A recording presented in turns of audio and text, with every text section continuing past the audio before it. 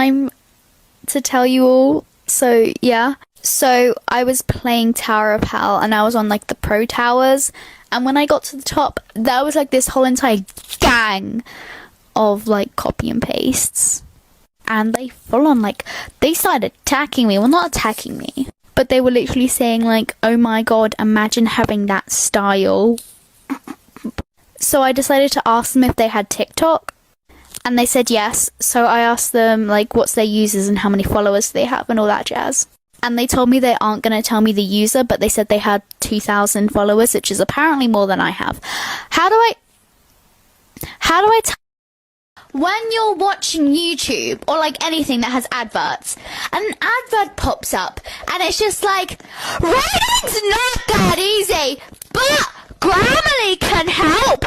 This sentence is grammatically correct, but it's wordy and hard to read. It's like, no! I don't want Grammarly! I can write! I can read! I don't need this! Such bloody Karens whenever we want to go to the bathroom. Like, it's just a regular day at school. You're working hard. Well, yeah, kinda, yeah. And then you have this sudden urge to pee. You ask the teacher, and then they're like, no, you're not wasting my lesson time on you going to the toilet. You should have gone at lunch. Yeah, hun. No. You see, let me teach you how the human body works. I didn't need to go at lunch. My food has to digest first. Yeah, I don't digest it straight away.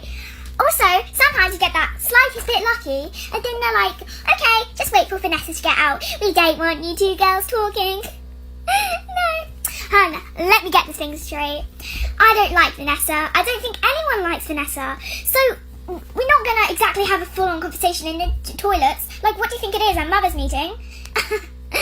Childhood story. When I was 2 years old, my mom passed away.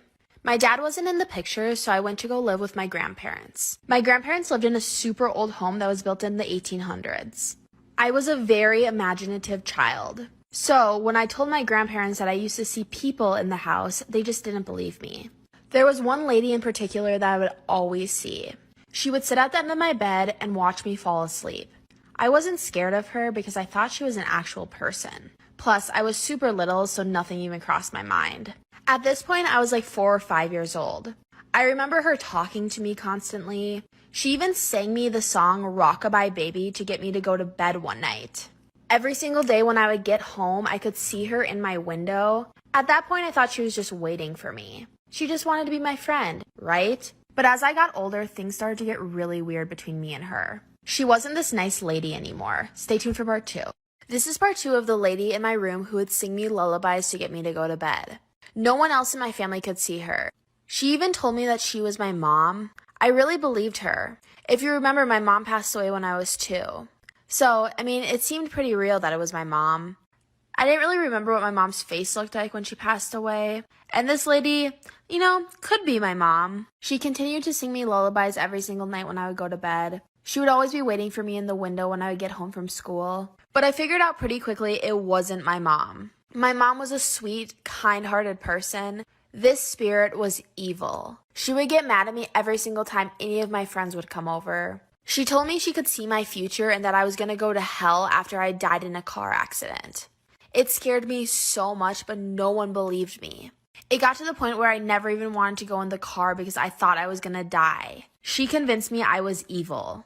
Stay tuned for This is part 3 of the lady who used to sing me lullabies to get me to go to bed. This spirit was evil, and she started to convince me that I was evil too. She convinced me that I would go to hell because I was a horrible child, even though I wasn't. She convinced me that every single person in my life hated me. She even started to control my dreams, and I would wake up every single night screaming at the top of my lungs from a night terror, and she would be sitting at the end of my bed. This went on for years. When I turned 9, my grandpa passed away. And because it was a really big house, me and my grandma moved to a different house. And the evil spirit was just gone. I never saw her again. But was she really gone? When I was 15, I went to a psychic. The moment I walked into the room, she could feel a dark energy enter the room. She told me that someone was following me every single step I took. And when she said that, I knew exactly what she was talking about. After that, I went to a medium, and after many sessions with her, the dark presence was finally gone. Oh, that one girl. When you're just hanging out and she's like that one pick-me who is just like, oh, boys are just less drama. And I'm one of them. Well, I personally know one and she is always calling me like stereotypical and I'm like, girl. STFU. And so one day I was hanging out with my bestie and she walks up to me and goes, no wonder you have only one friend. I'm one of the boys and I have like 1,000 already. And I straight up kicked her sheen. She got really angry after and went crying too. You have to have this one person in your class, or you're just lucky to get into a nice class. That one person who just always wants to be right. When someone answers a question and they get it right, they say this. Yeah, I got that too. Really? Really? Next example. When they get it wrong and the teacher asks, how did you go wrong? Where did you go wrong? They explain and then they say this. I was gonna do that. You weren't gonna do that, were you? Were you? Tell me that now. You weren't. Now stop trying to be the best in the class who gets everything right. Goodbye. I absolutely hate when you're like in English class or something and your teacher is just simply explaining your task to you. But then you decide to start a very loud conversation with your best friend. She notices you and your teacher gives you that look that really says no. She's like, oh wait. You both look at her like, I'm so sorry. Was my lesson interrupting your conversation? It's fine, guys, seriously. I'll wait. I'm like, thank you, sister, because I've still got to go through all the drama with my best friend. And last time I checked, you were teaching in our conversation. And all the parents are standing outside waiting for the teacher to let you go. And then suddenly a very, very serious crime happens in the classroom. Your teacher has discovered that there is one glue stick without a lid on it. She would say, excuse me, everyone. Where is the missing glue stick lid? You are not leaving until somebody finds it. Everyone is on their hands and knees, desperate to find the stupid piece of plastic. Like love, it's only a piece of plastic. Nobody wants to steal it. No one wants to sell it. It's worthless. They're like, oh, what game do you want to play? And you're like, oh, I don't mind, you pick. And they're like, oh no, I picked last night, you pick tonight. So you just pick a random game. Let's use Murder Mystery, for example. And you're like, oh, let's play Murder Mystery. And then your friend's like, I don't like that game. Well, don't tell me to pick the game then.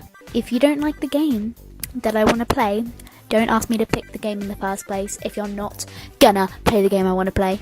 Been on them all day.